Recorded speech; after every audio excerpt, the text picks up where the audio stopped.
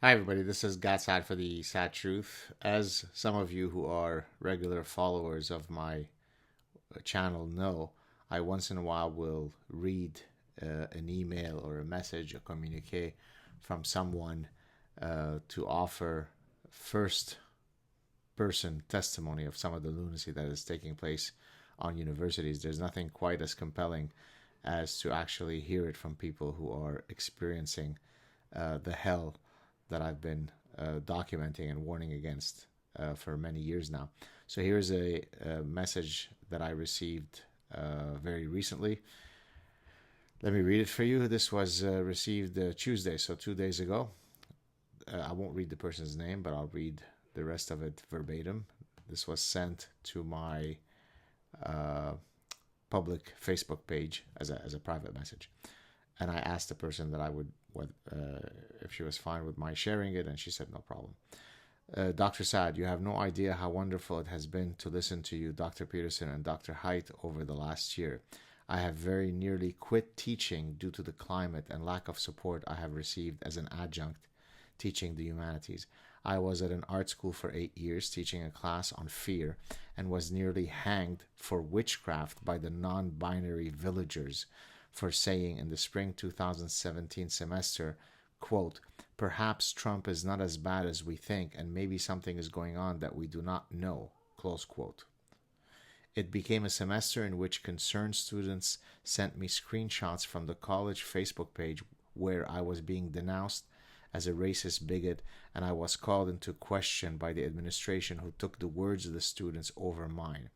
When I refused to acknowledge, quote, white privilege as the grandchild of Polish immigrants who grew up in low-income housing with no food and who worked clearing classrooms to pay for my tuition to a private school, one of the non-binaries decided to, quote, punish me with an anthropology presentation titled, White People Are the Worst. Yes, you too. That's nice.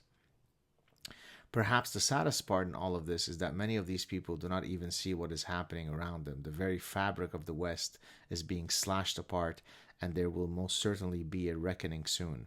I'm currently teaching 2 online classes for another college where I have taught for 10 years, but I refuse to let their newly implemented bias incident reporting system webpage frighten me from freeing these students from the burdens of white guilt and low expectations.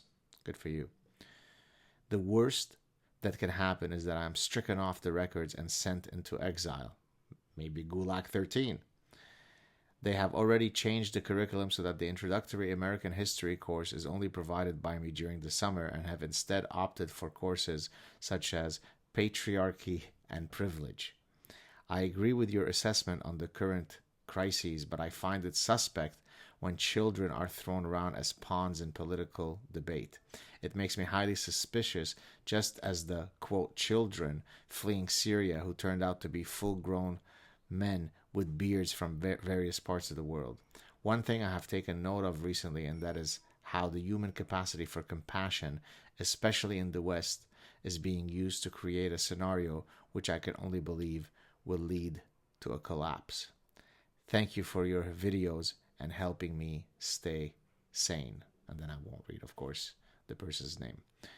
So there you have it. This is one of innumerable messages that I receive. Right? So for those of you who are truly part of the problem, who write things like, "Oh, stop with the fight against social justice warriors. There are bigger fish to fry." Well, of course there are other fish to fry, but to the extent that the university is where we are training our future business leaders, our future physicians, future lawyers, future politicians, future everything of the educated class, then you don't want an intellectual ecosystem that is a cesspool of viruses of the human mind. Nothing could be more serious than to fight for the soul of our universities.